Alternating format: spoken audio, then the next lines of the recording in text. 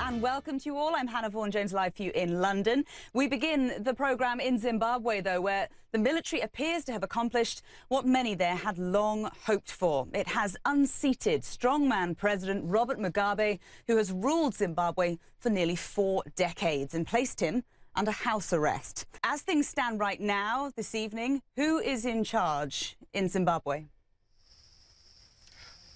Hannah, I have to tell you that it's the men in camouflage. The men in uniform are still in charge. And Jason, one wonders what the White House is saying about this, given the fact that this is a battle between Roy Moore and the GOP establishment, and President Trump is well known for wanting to drain the swamp himself. Who might he side with? Well, that's a very good question, and that's a question that only the president can answer. And as you know, he has not decided, at least at this point, to weigh in on that. Our Joe Johns is at the White House for us now. And Joe, the president's been very much focused on foreign affairs over the last week or so. Now back to the domestic agenda. What's the most pressing thing on the president's in tray today?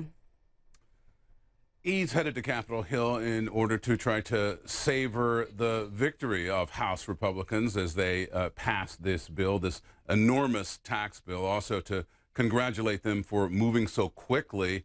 Yeah, and Erin, just give us a sense of the scale of this criminal investigation underway now, not just, of course, for the 70 victims, the 70 lives lost in the Grenfell Tower, but also for the many more who've had their lives destroyed as a result of the fire. Yeah, well, it's very much, as I said, an active and ongoing criminal investigation. Hadis Gold joins me now with more details on this. Hadis, is the Old Vic effectively accepting its culpability, passive culpability in all of these allegations? They are accepting culpability in a way, but they do note that in all of the 20 cases, only one of them made any sort of informal or formal complaint. For our viewers, Phil, who aren't in the US, explain what stage we're currently at with this tax reform legislation. Yeah, it's early. Look, this is a big step, and what the president's going to do today is less of a lobbying effort than kind of a rally effort.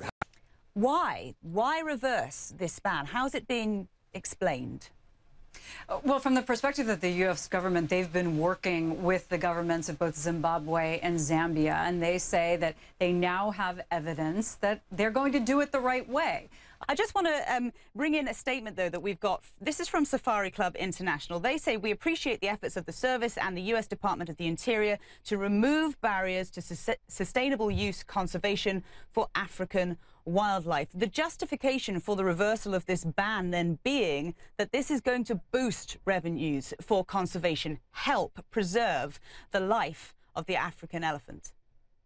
Well, everybody who does a terrible thing has some high-minded rationalization for it, and that's the rationalization of the Safari Club. Why does the couple insist on posing for photos that make them look like Bond villains?